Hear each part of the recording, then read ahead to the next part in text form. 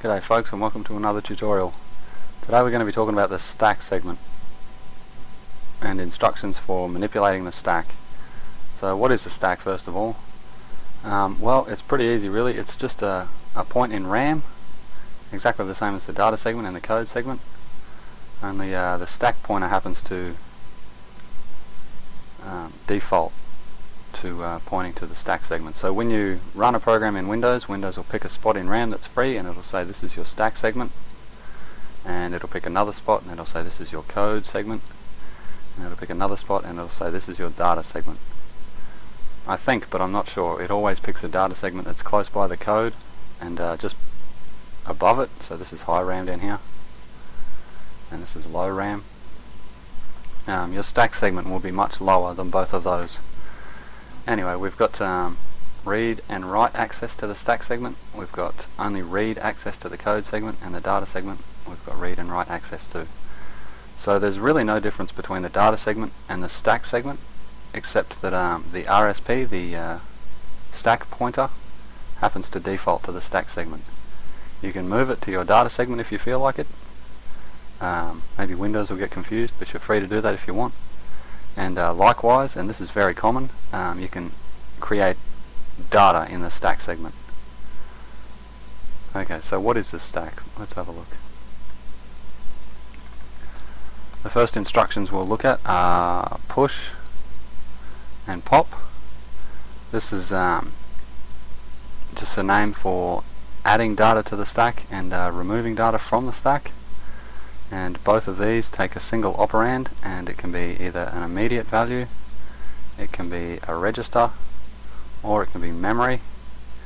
But it's important to note that in 64-bit mode we can only use 16 or 64-bit operands. So you can use AX, BX, CX and DX, or you can use a 16-bit pointer, but you can't use EAX or you can't use AL, because they're not allowed. So 16 or 64 bits. Okay, so what does push actually do? Let's see. Push X, say X is the parameter. What it actually does is mov ptr rsp minus size of X, and then it subs RSP size of X. So all that it does is it moves X into the stack segment, the value of X, and then it subtracts from the stack pointer so that it's pointing to the next place that you can push another data value to. And pop is very easy as well. All that it does is mov, should put pop X here, equals and equals RSP and add RSP size of X. So when you push a value it subtracts from the RSP, and when you pop a value it adds to the RSP. Fair enough. Let's have a look over the page at some examples. Okay, so here's our stack, let's say. I might just make it a bit, this is high stack. This is the highest value in your stack segment. This is the lowest value in your stack segment, and these are all bytes.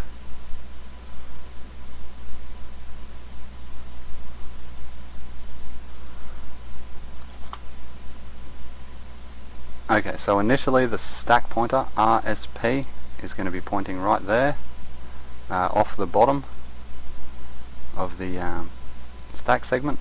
Then when it sees something like push AX, as we went through, it's going to find the size of AX, which is 2 bytes long, and it's going to put that into, it's going to put the value of AX into that point in the stack segment. So that's right here.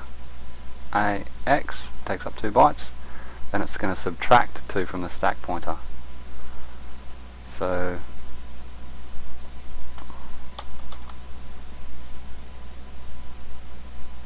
that's 1 and 2. So the stack pointer will be pointing right there. Then maybe the next instruction we see is push RCX, and as we said already, that's going to figure out the size of RCX, and it's going to put the value of RCX in the stack segment, which will be RSP minus 8. So that's 1, 2, 3, 4, 5, 6, 7, 8 right here. I'll draw it nice and big just to show that it's taking up all of this room. And then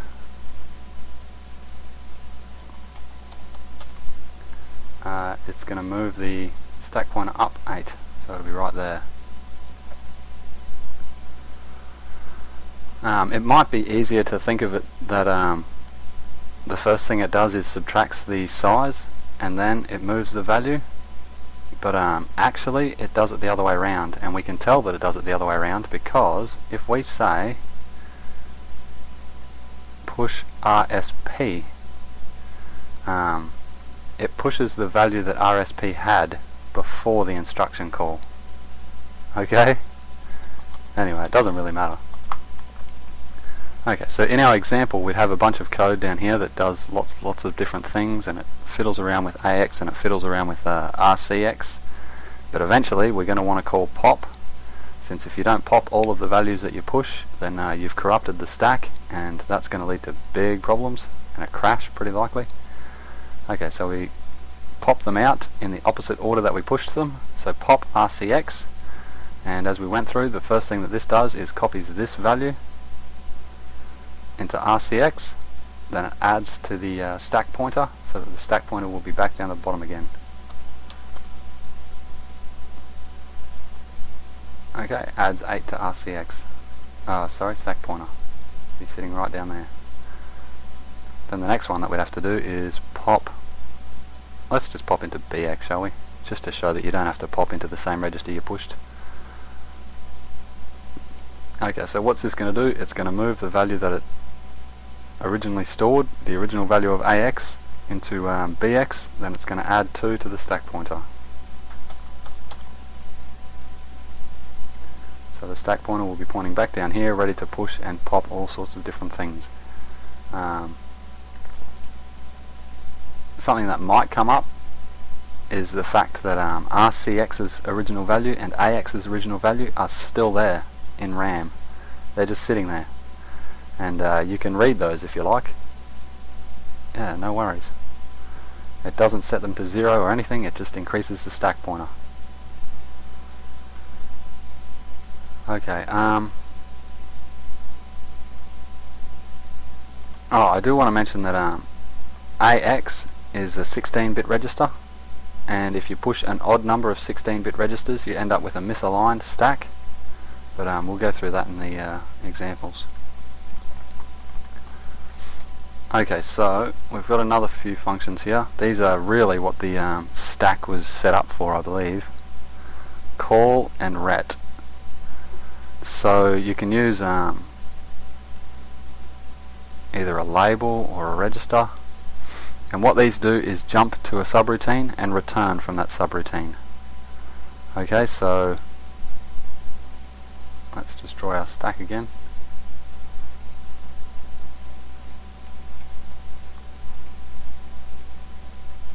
And we've got RSP down here. This is high RAM and this is low RAM. If we say we've got our procedure here, this would be just my proc, and we say call test proc ret my proc and p, and down here we've got the other procedure, which is our sub procedure, test proc. It's a proc and it doesn't do anything, so we'll just say ret test proc end p. Okay, so when the instruction pointer sees this, when the CPU sees this line just here, what it's going to do is push the address of this line. So if we just call this next line, it's actually going to be a number, an address in RAM, but if we call this next line, then as soon as the CPU sees this line, it's going to do two things. First of all, it's going to store next line in the stack segment, so 1, 2, 3, 4, 5, 6, 7, 8, right here. Next line. Okay, that'll be a 64-bit pointer, and of course it's got to move the stack pointer, so the stack pointer will be pointing right here. But the next thing that it does is it sets the IP to this, to test proc. So yeah, whenever you set the IP, if you mob something into the IP, it's a jump. So really what it does is it pushes next line and mov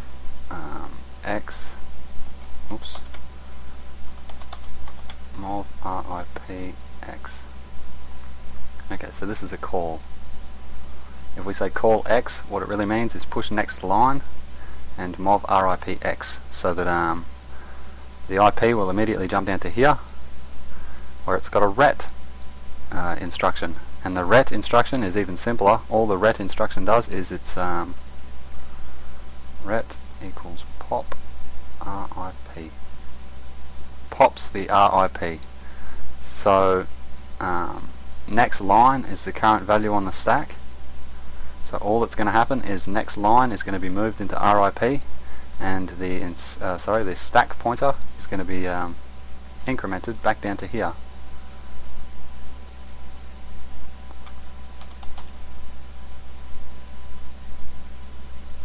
Right back down to here, and our IP will be set back up again so that it's now pointing to, what in the world? Yeah, it'll jump back up, ready to execute that line. Does that make sense? All call does is push the next line, mov RIP, and all return does is pops the RIP. Pretty easy. Alright, two more little things.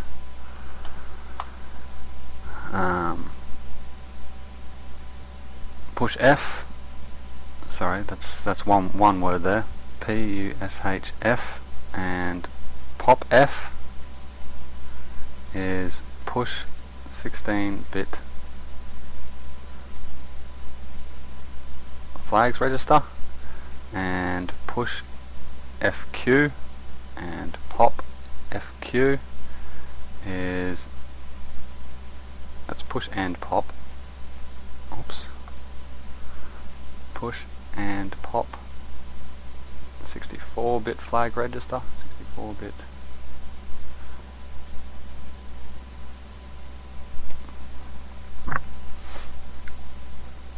Okay, so what you can do is you can push the flags register, then pop it into, say, RAX, maybe push FQ, then we could say pop to RAX, and now we've got in RAX the flags register, and we can manipulate all of the bits of it. Then we can say push RAX and pop FQ, and we'll have set the bits to the flags register. Does that make sense? There's easier ways to set a lot of the bits of the flags register, but this does come in very handy. Okay, if we go over to our code, I've made a little program here. It just calls three little assembly functions: push and pop test function, basic call test function, and call test function.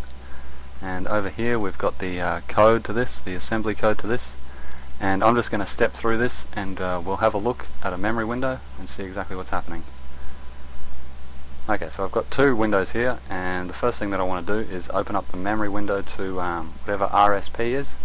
So RSP is our stack pointer. We'll copy that and we paste it up the top. There we go. So at the moment RSP is pointing right there. This will be the return address to here. And if we scroll up a bit just so that we can see what's happening, remembering that the RSP, when you push, it's decreased, so we'll see changes happening up here. And yeah, we can start stepping through this and having a look at what happens. F11, so we moved 1 into AX, we moved 2 into RCX, and the first thing that we do is push the value of AX, which is 1, onto the stack. There he goes, right there. And you might also have noticed that the stack pointer was decreased by 2, and now it's pointing right there.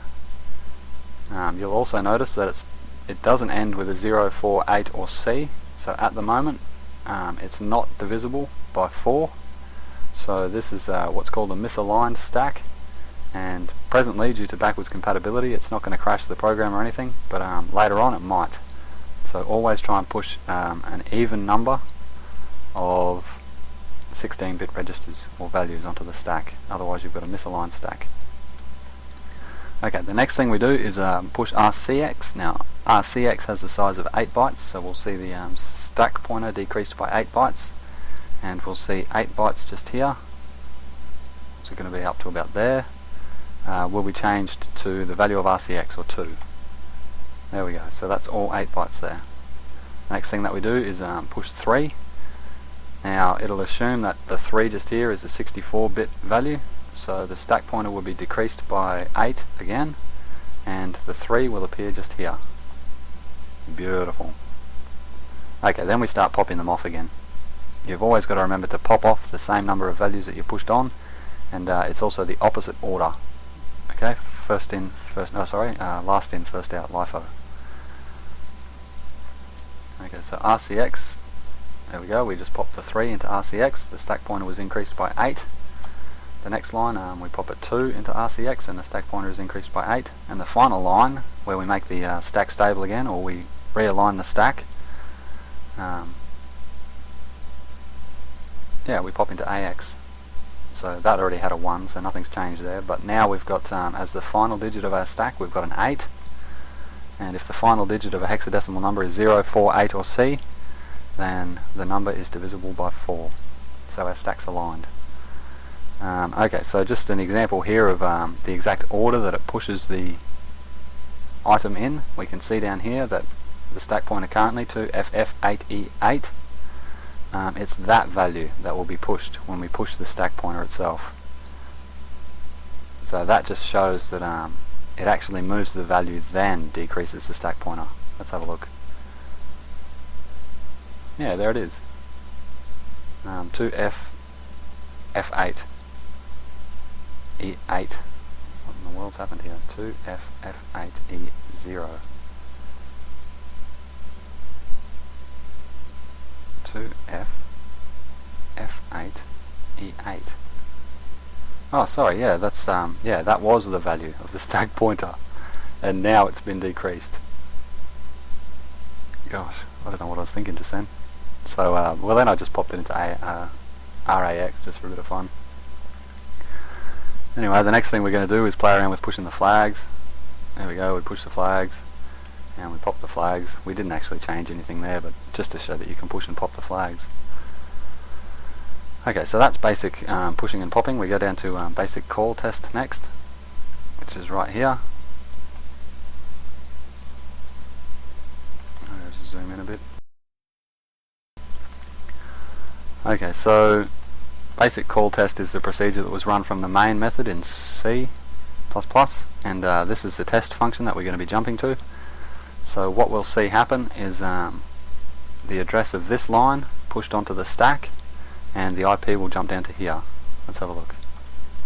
There we go, so that's the address of load effective address RAX test function 1, and we can see here that the arrow is now pointing to ret. We've effectively called a sub procedure. The ret jumps it back to whatever was on the stack, and it adds to the stack again.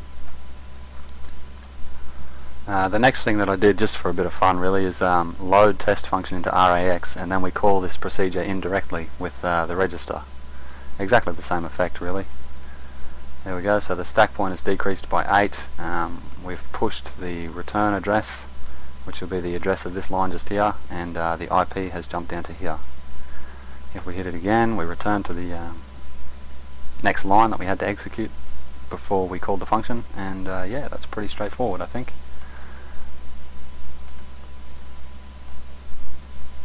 Okay, so this final procedure here illustrates that the call is doing nothing but pushing the IP, but I think it's interesting that it doesn't push the IP actually, it pushes the IP of the next instruction. So, well, the first thing that I do here is load the effective address of label 1, which is here, and label 2, which is here. And I want you to remember that labels aren't actually compiled. This label 1 just here actually means the address of this line, and label 2 just here means the address of this line.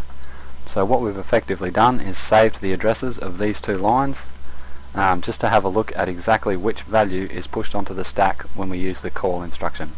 Okay, let's step through and have a look. Okay, so first of all, that 13FEE10C9 is the address of this line just here. And the other one in R9, 13FEE10CE, is the address of this line. So what we want to see is which of these two values are pushed onto the stack when we execute this call just here. Let's have a look. F11. Okay, here we go. So the actual value that was pushed onto the stack is this line just here, and it's 13FEE10CE. So it's this one, R9.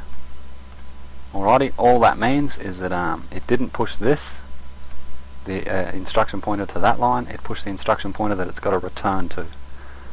Fair enough? Yeah, I think that's pretty simple really. It's probably a pretty confusing thing to show, but I think it's interesting exactly what's happening. And yeah, that takes us to the end of our rather confusing little demonstration of how the stack works. Probably the most important thing that I want people to remember is that the stack segment is really no different to the data segment. It's just that the stack pointer happens to start at the stack segment. And yeah, we've got read and write access, and there's a bunch of semi-automatic memory referencing commands. So yeah, push and pop, there's really no real difference between moving and subtracting or adding and these commands. They just implicitly use the stack pointer. Okay, well that's about it, and thank you for listening.